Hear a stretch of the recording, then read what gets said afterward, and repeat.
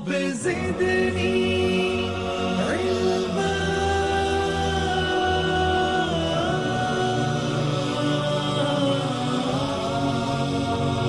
رب زدني علما.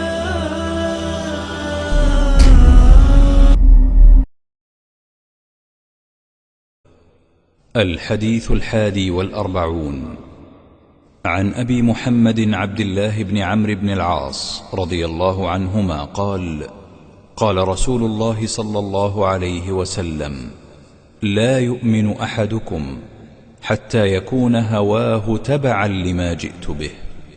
حديث حسن صحيح، رويناه في كتاب الحجة بإسناد صحيح.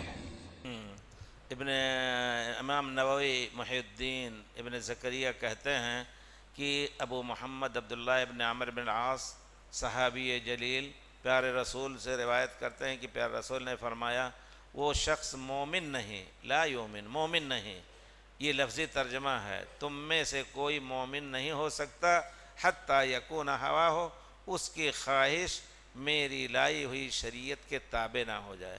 خواہش میں کسی پر ظلم کرنا ہے، خواہش میں کسی کا ناجائز مال لینا ہے، لیکن ہم اپنی خواہش کو شریعت کے حوالے کر دیں، اسی کے ساتھ گھومیں، اسی کے ساتھ بیٹھیں، اسی کے ساتھ اٹھیں۔ اگر کوئی کام کرنا ہوا، ہماری خواہش ہے کہ یہ کام کریں، لیکن دیکھنا ہوگا کہ ہمارا یہ قدم شریعت کے مطابق ہے یا نہیں ہے۔ حتیٰ یکون ہوا ہو، گویا پکا مومن۔ لا یون کا معنی ہے کہ اگر کوئی غلطی کر لی ہوائے نفس سے تو کافر نہیں ہوگا، یہ چیز ذہن میں رکھیں۔ خوارج کا یہ عقیدہ ہے کہ کوئی بھی بڑا گناہ ایک کر لیا تو کافر ہو گیا، واجب القتل ہو گیا۔ یہ قرآن اور حدیث کی دلیلوں سے میل نہیں کھاتا ہے، مخالف ہے صحیح ادلہ کی روشنی میں کہ مومن برا کام کر کے بھی جب تک کفر نہیں کر رہا ہے وہ دین سے خارج نہیں ہوتا ہے۔ تو یہاں اگر اپنی خواہش کے مطابق وہ پوری زندگی گزار رہا ہے تو مکمل مومن ہے۔ کامل ایمان اس کا نہیں ہے جس کی خواہش دین کے تابع نہ ہو، یعنی وہ کبھی پھسل جاتا ہے یا اپنی خواہش کے مطابق عمل کرتا ہے۔ اس پر حکم لگایا کہ حدیث حسن صحیح ہے، ہم نے کتاب الحجہ میں بھی اسناد صحیح نقل کیا ہے۔